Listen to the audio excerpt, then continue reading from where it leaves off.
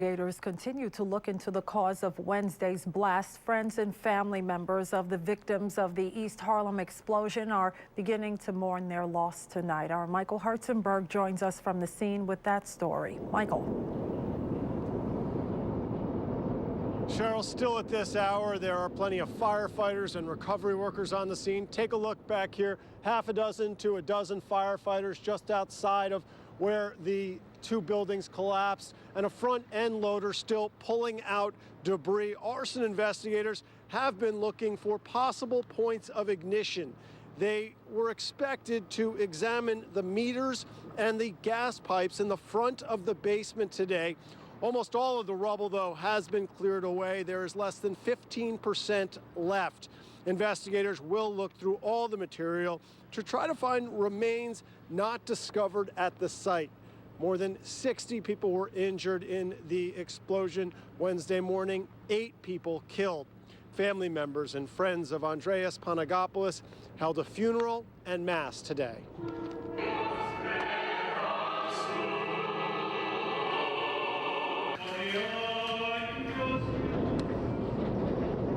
Panagopoulos was 44 years old, a musician.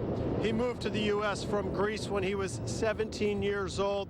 He had a large circle of loved ones, and they gathered to pay their respects today. He worked from home. His wife went to work at about 8:20 Wednesday morning. She heard about the explosion when she arrived.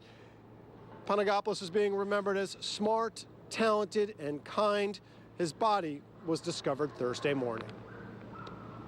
And that Andreas was just special. He was smart, very smart, actually. I learned so much from him. History, politics, music, whatever you want to talk to him, he knew about it. And he was the most romantic person, even though he was big and tall, but he was just so romantic. He told me every morning how beautiful I look. Panagopoulos will be buried in Greece. His wife expects to accompany his body back to Greece in the morning. From East Harlem, Michael Herzenberg, New York 1. Back to you, Cheryl. Michael, thank you.